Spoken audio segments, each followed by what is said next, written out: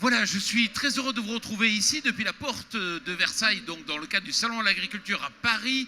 Avons-nous coulé notre agriculture? Enfin, j'ai envie de dire, est-ce qu'on l'a réellement coulé, cette agriculture?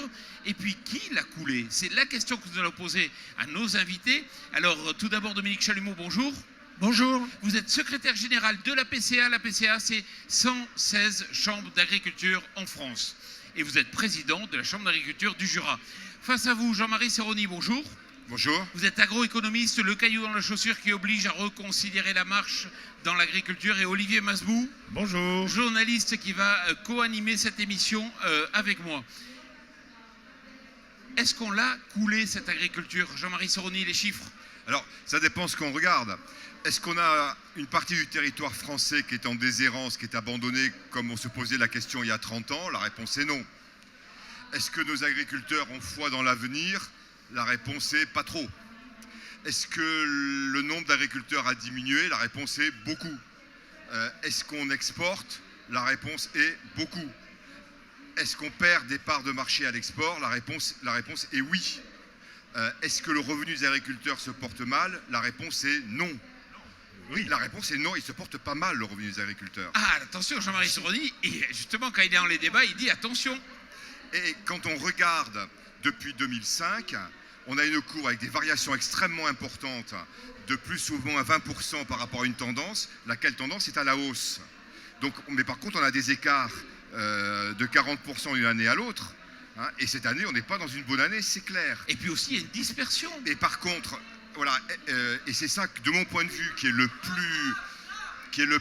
plus inquiétant pour l'avenir, c'est que dans toutes les productions et dans tous les départements, les écarts de performance entre les agriculteurs augmentent de manière rapide, ce qui interroge pour l'avenir, ce qui interroge de l'efficience de tous les organismes qui forment, qui accompagnent. Et voilà, donc, est-ce qu'on a coulé l'agriculture? Je ne crois pas. Mais on a du mal à prendre un virage. Ça veut dire que les pauvres sont plus pauvres et les riches sont plus riches, comme dans l'économie, c'est ça? Tout à fait. Et que la moyenne ne veut rien dire. Et que la moyenne ne veut rien dire parce qu'elle augmente alors qu'il y a des détresses individuelles qui sont réelles et nombreuses. Olivier Masbou. Oui, toutes les moyennes ne veulent rien dire en général. Je suis d'accord avec tout ce qui est dit. Sur le revenu, je suis quand même assez surpris parce que tous les chiffres qu'on a sur... je suis d'accord que ce sont des moyennes, mais de chiffres de revenus des agriculteurs, il est quand même très bas. Enfin, il n'y a pas un Français qui se satisferait de vivre avec un revenu comme celui des agriculteurs. Alors, les chiffres qu'annonce la MSA, là, je n'ai rien contre la MSA. Je discutais hier avec les gens de Serre France, qu'en plus le réseau je connais bien. Ils me disent, mais on est atterrés. Alors je leur dis, publiez notre chiffre. Dominique Chalumeau, vous êtes agriculteur. Oui. Qu'est-ce que vous en pensez? Eh bien, moi, je pense que effectivement, si on n'a pas tué notre agriculture, on en a fragilisé des pans entiers. Et si aujourd'hui la Ferme France est encore une très belle entreprise, on le doit avant tout au fait que les agriculteurs sont extrêmement accrochés à leur métier, à leurs terres, à leurs animaux, et qu'ils se mettent en quatre pour sauver leur entreprise. Alors effectivement, on est confronté régulièrement à des crises conjoncturelles. Ça, c'est en grande partie lié au démantèlement de la politique agricole commune, de l'organisation de marché. On a des crises climatiques. Ça, malheureusement, personne n'y peut rien. Enfin, tout le monde est responsable d'une évolution de la météo. On a des crises sanitaires également. Et on a aussi une réglementation qui, en France, est quand même extrêmement tatillonne, et beaucoup plus en tout cas que chez nos principaux concurrents. Donc tout ça, quand ça se retrouve combiné la même année, on arrive à la situation qui a été celle de 2016. Par contre, ce qui est plus préoccupant, c'est qu'il n'y a plus aujourd'hui de modèle économique. On ne peut plus dire les grands, les gros gagnent leur vie et les petits sont condamnés à disparaître. Il y a des petits producteurs sur des niches qui vivent très bien et des grands producteurs, des grandes exploitations qui vivent très bien. Mais à l'inverse, on a aussi, en particulier dans la filière laitière, de très belles structures économiques qui ne dégagent plus de revenus pour leurs propriétaires. Est-ce que vous ne pensez pas aussi qu'il y a un problème de charge? C'est-à-dire que le monde agricole dépense trop aujourd'hui en matériel notamment. Je suis d'accord avec vous. C'est pourquoi les chambres d'agriculture, on se bat pour dire aux agriculteurs, ce n'est pas une honte de se faire accompagner. Tous les grands chefs d'entreprise, ce qui fait souvent la réussite entre un chef d'entreprise qui réussit et un chef d'entreprise qui ne réussit pas, c'est sa capacité à s'entourer des compétences qu'il n'a pas. Et on a beau former des jeunes avec bac plus 2, plus 3, plus 5, ça c'est vrai à l'instant T, mais moi si j'avais dû faire toute ma carrière avec mon BEP, et quand je l'ai passé en 75, tout le monde considérait que c'était largement suffisant, il y a longtemps qu'on ne serait plus là. Donc il faut s'entourer de conseils et effectivement être extrêmement prudent sur la gestion technico-économique et sur les investissements. Mais je crois que vous avez dit le bon mot, technico-économique, sauf que sur le plan technique, les agriculteurs sont très bien formés, ils ont un bon niveau, il n'y a pas de souci, mais on ne les a pas assez formés sur le plan économique. Est-ce que les centres de gestion, Jean-Marie Serroni, est-ce qu'ils n'ont pas un peu failli ? Alors, quand on voit ces écarts, on se dit le système d'accompagnement des agriculteurs a un problème d'efficience. Et je crois qu'il y a plusieurs choses. Je partage complètement ce que vous venez de dire.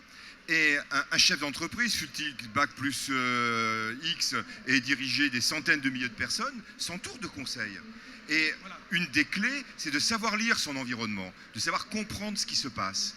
Et la première question, est-ce qu'on a suffisamment permis aux agriculteurs de comprendre ce qui était en train de se passer? Pour moi, la réponse est clairement non. Les organisations, l'ensemble des organisations du microcosme agricole a un mal de chien à accepter l'économie de marché. Alors on peut être pour, on peut être contre, mais on est dans cette situation-là. Et d'expliquer l'exemple des quotas laitiers. Ça fait 10 ou 12 ans qu'on sait que les quotas laitiers vont disparaître. En France, on l'a nié jusque 2 ans avant. Très bon exemple, tout le monde en parle. Olivier Masbou ? Oui, et puis il y a peut-être aussi une crise morale, c'est peut-être un mot excessif, mais vous venez tous de le dire, ils ont un degré de performance technique, de production excellent, et la société française passe son temps à leur reprocher leurs produits, leurs méthodes culturales, alors que c'est l'agriculture certainement. L'agriculture européenne est la plus saine au monde et la plus performante au monde, et l'agriculture française est certainement la plus saine et la plus performante en Europe. Mais cela ne suffit pas, c'est toujours plus de poules sans cage, plus d'agriculture biologique, même s'il en faut, plus de ceci, et c'est du zéro pesticide sans savoir ce que cela veut dire, et l'agriculteur est empoisonneur, etc. Et donc à partir de là, il est déboussolé, mais il faut bien convenir qu'il ne sait pas comment réagir, mais quel métier se prend autant de tirs dans la figure pendant une année. C'est le propre d'un chef d'entreprise de savoir garder la boussole et le cap dans la tempête et de savoir y voir clair. Et moi, les questions que je me pose, comment faire pour que notre agriculture, qui s'adapte moins vite que nos principaux concurrents, puisse s'adapter plus vite? Nouvelle règle, vous savez peut-être qu'il y a ce qu'on appelle la Mover Regulation, une directive européenne qui va faire que les tracteurs vont être équipés de double circuit de freinage, soi-disant pour que les agriculteurs puissent rouler à 60 km/h en tracteur. Mais vous n'avez jamais demandé à rouler à 60 km/h. Ça va vous coûter 3 à 4 milliards, ça va coûter à la ferme France 3 à 4 milliards de plus de charges et de moins de compétitivité. Mais comment vous pouvez dire stop à un moment donné à cette surenchère de normes et de techniques ? Oui, alors c'est une des particularités qui a été soulevée, c'est qu'en France, je vous le disais, on a tendance à vouloir toujours laver plus blanc que blanc, et à surprotéger, etc. Donc on subit un certain nombre d'évolutions qui ne sont pas nécessaires de manière impérative, ni pour les agriculteurs, ni pour les consommateurs français. Je pense qu'effectivement, ça a été dit, on n'a jamais produit en France avec des conditions de sécurité aussi renforcées. Bien sûr, mais il faut comparer ces conditions de production avec les connaissances du moment. Voilà. Donc, au fur et à mesure que le savoir évolue, nos techniques évoluent, et aujourd'hui, on va développer. Moi, je suis convaincu qu'à terme, on saura produire sans pesticides. Encore faut-il nous permettre d'adapter nos techniques. Et je crois beaucoup, comme ça a été le cas pour d'autres secteurs de l'économie, y compris à la robotisation, pour trier dans les cultures les mauvaises plantes, etc. etc. Donc il faut savoir que toutes ces normes qui nous sont imposées de manière un peu trop dogmatique, c'est aussi ça qui éloigne les agriculteurs de l'Europe, alors qu'on en a énormément besoin. Et on ne peut pas raisonner le soutien européen à l'agriculture uniquement au travers des aides, il faut surtout le voir sous l'angle du marché. Jean-Marie Seroni. Alors, je partage ce que vous dites sur toutes les conditions, je dirais, un peu externes, réglementaires, qui ne sont pas liées, proprement parlé, au monde agricole. Ok, ça aide pas. Ok, mais ça fait pas tout. On a aussi beaucoup d'éléments internes au monde agricole qui nous freinent. On a échangé en aparté parce qu'on ne se connaissait pas. Vous me parlez de la viande, la filière viande. On peut en écrire des romans. Enfin, on marche sur la tête dans beaucoup de plans. On exporte des animaux vifs, on importe parce qu'on ne se nourrit pas suffisamment. On ne produit pas les animaux correspondant à la demande. C'est un exemple. Et ça, c'est pas les réglementations, c'est nous, quoi. C'est le monde agricole. C'est un problème français. Ça. Et deuxième élément, on a encore, et là c'est plus les décisions du chef d'entreprise agricole, on a encore une vision beaucoup trop patrimoniale de l'agriculture et pas assez sur la production de richesses et beaucoup plus sur la capitalisation dans l'outil, dans le foncier, on a des freins avec ça, du matériel, la fiscalité qui ne s'adapte pas assez vite. Et le monde agricole est capable de s'automutiler lui-même quand il crée, alors avec ses coopératives, avec des industries agroalimentaires, mais quand il crée des filières sans. Là aujourd'hui encore ou hier, on annonce une filière bovine sans antibiotiques. On va mettre l'étiquette dans le rayon sans antibiotiques, ça veut dire que le produit qui est à côté, il est avec, et on se tire une balle dans le pied tout seul, parce que là, il n'y a personne qui le demande, a priori. Alors, c'est les aléas du direct. On a Benoît Hamon là, qui passe juste derrière, avec beaucoup de journalistes autour. Vous êtes confiant dans l'avenir? Vous êtes confiant dans les politiciens qui viennent ici faire des photos avec vous, les agriculteurs, en faire valoir? Alors c'est vrai qu'on a souvent l'idée que un homme pourrait tout sauver. Moi, bon voilà, c'est pas ma façon de voir les choses. Je ne pense pas qu'il puisse y avoir d'homme providentiel, hélas. Je pense surtout qu'il faut bien comprendre que l'agriculture, c'est on appelle ça une industrie lourde, mais c'est surtout l'agriculture, elle a besoin de temps. Il faut 1 an minimum pour faire 1 kilo de blé, il faut 3 ans pour faire 1 litre de lait, il faut presque 3 ans pour faire 1 kilo de viande. Donc, elle ne peut pas être ballottée au gré des courants politiques. Et ce qu'on manque sans doute en France, c'est d'un sillon tracé pour son agriculture, et quelles que soient les alternances politiques, qu'on sache vraiment où la France veut aller. On l'a très bien vu sur les quotas laitiers. On a par exemple l'Irlande. L'Irlande, ils ont décidé, eux, de doubler leur production. Ils ne se sont pas occupés de savoir ce qu'on allait faire en France. Et aujourd'hui, ça déroule. Voilà, on n'a pas eu de stratégie suffisamment, on va dire, peut-être partagée d'une part avec les agriculteurs eux-mêmes, mais surtout durable sur les grandes orientations. Benoît Hamon, qui n'a pas le temps de s'arrêter pour discuter ici sur le plateau, il veut faire que du bio. C'est une bonne solution pour vous? Non, nous ne le pensons pas. Malheureusement, il faut bien reconnaître qu'aujourd'hui, le bio, même si ça progresse chaque année, ça progresse en fonction au rythme de la demande. C'est vrai qu'on peut faire mieux. Les champs d'agriculture, on y travaille, et depuis longtemps. Simplement, je pense que la France, elle a aussi une capacité exportatrice. Elle doit bien sûr satisfaire les besoins de ses propres consommateurs, mais elle doit également participer, contribuer à l'équilibre alimentaire mondial. On ne peut pas se réjouir d'exporter des voitures et des Airbus et dire que les produits agricoles ne doivent pas aussi s'échanger. Vous l'avez rencontré, qu'est-ce que vous lui avez dit sur ce tout bio qu'il veut? Non, mais je pense que effectivement, ça peut correspondre à une demande sans doute plus citadine d'ailleurs que rurale aujourd'hui. Comme on le disait tout à l'heure, on a énormément, sans aller dans ces filières forcément tracées, qui ont des normes très strictes et donc des contraintes très strictes aux producteurs, on peut aller très bien vers des produits de grande qualité, simplement sur la bonne volonté des agriculteurs. Moi, je ne suis pas en bio, mais mes animaux, voilà, je ne vais pas les piquer aux antibiotiques tous les matins. Je ne les utilise qu'avec parcimonie, que les jours où ils en ont vraiment besoin. Jean-Marie Seroni. Moi, ce qui me paraît clair, c'est qu'il faut aller vers une agriculture utilisant à son avantage les processus naturels et biologiques beaucoup plus qu'avant. Mais on ne va pas imposer à tout le monde de manger bio. Enfin, ça ne tient pas debout une seconde. Du 100% bio, Olivier Bazou? Non, le 100% bio, je n'y crois pas. Je me permets de corriger d'ailleurs le secrétaire général de la PCA. Tout à l'heure, il a dit qu'on pouvait faire une agriculture sans pesticides. Non, on pourra faire une agriculture sans produits chimiques. Voilà. Des pesticides, il y en aura toujours besoin. Il y a déjà une confusion dans l'esprit de consommateur. Il ne faut pas l'entretenir.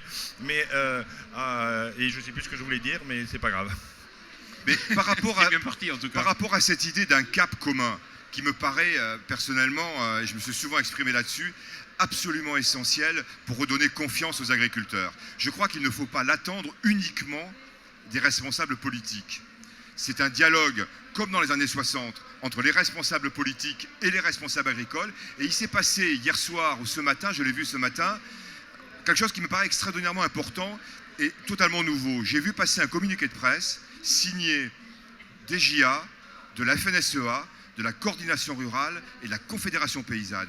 J'ai pas souvenir d'avoir C'est vu une ça. première historique, Et ça. c'est- Tous et les c'est- syndicats et qui... c'est- Et c'est historique, c'était quelque chose contre les végans, Les le végans. L214, Les végans, ouais. voilà. Et donc je crois que c'est vraiment ça la voie. C'est arriver, les 4 familles politiques, syndicales, pardon, à trouver une base commune. Et pour les connaître un petit peu, cette base commune, elle est réelle. Et elle a une assez large dimension. Elle est supérieure au point de désaccord au-delà des postures qu'ont pu enfermer les uns et les autres. Olivier Masbour à a retrouvé retrouver ce son qu'il voulait idée. dire, oui. Et ensuite, le jour où on aura réussi à convaincre le consommateur que la survie, mais même pas la survie, la vie simple, normale de l'agriculture française passe par, alors, les études sont faites, c'est 2 centimes sur une tranche de jambon, enfin par quelques centimes sur chaque produit alimentaire, eh bien, ce sera simple, parce que c'est ça, c'est 2 centimes, je crois, la tranche de jambon. Les 2 centimes, tout le monde peut le mettre. Et puis Dominique Chalumeau, j'ai mauvaise nouvelle. Enfin, Jean-Marie Serroni, vous avez une mauvaise nouvelle, c'est l'impact du Brexit pour les agriculteurs, sur les exploitations des agriculteurs, c'est-à-dire où, Olivier Masbour? Ben, la sortie du Royaume-Uni, c'est moins de 3 milliards dans le budget de la PAC, donc ça fait... Ça fait à peu près, j'ai calculé, ça fait un petit peu moins de 1 000 € par exploitation française si on fait une règle de 3 un peu bête, quoi, enfin mécanique. Sachant qu'encore une fois, un budget, c'est pas une politique. Quand on entend les responsables dire on veut sauver le budget de la PAC à l'euro près, ça n'a pas de sens. C'est quelle politique? C'est pour faire quoi? Le budget, c'est au service d'une politique. Mais C'est là, un moyen. on peut déjà dire qu'on ne sauvera pas le budget de la Et on ne PAC à sauvera pas. l'euro près. C'est prendre les gens pour des gogos, de leur dire qu'on sauvera au Et là, euro près, ça n'a aucun On sens. peut prendre les paris et revenir Ça en n'a aucun 2021. Et quand je vois des politiciens comme cela, comme Benoît Hamon, qui passent, qui ne s'arrêtent pas, qui ne s'adressent pas au monde agricole, quelque part, ils viennent faire de la photo avec les agriculteurs. C'est à vous, quelque part aussi, de leur dire que peut-être vous n'allez pas croire ce qu'ils vont vous dire. Alors on les a tous reçus sur le stand de la PCA ce matin, hier, etc. Effectivement, c'est ce qu'on leur a expliqué. Bon, néanmoins, effectivement, on sait très bien qu'ils viennent ici principalement pour que tout ça soit repris devant les médias nationaux. Pour les caméras. Pour les caméras. Quand on rentre dans le fond des sujets, on se rend compte que l'agriculture, pour eux, c'est un peu compliqué. Il faut reconnaître que c'est très compliqué. On est un secteur qui est, on va dire, pour qui ne s'y intéresse pas tous les jours. C'est pas évident de s'y retrouver dans le labyrinthe du fonctionnement. Mais je rejoins ce qui a été dit. La sortie du Royaume-Uni nous interroge vraiment. Et c'est pas qu'une question de budget, encore une fois, même si on sait qu'on aura des difficultés à conserver le budget de la PAC, c'est aussi en termes de marché, barrières douanières, etc., etc. Tout ça va être remis en cause dans ce cadre-là, et c'est ça qui nous inquiète le plus. Merci à vous d'être Il faut que venu le ici. monde agricole devienne audible aussi. Oui, exactement. Audible. Audible. Merci à vous d'être venu On ici. peut rappeler la Ah ouais, devise on de va pas Paris. finir. Fluctuat nec versitur, elle flotte mais ne coule pas. Bon, alors on va rester. L'union fait la force On va pour rester nos amis optimiste. belges. Merci à vous. Merci. On se retrouve dans quelques minutes pour une nouvelle émission sur TV Agri.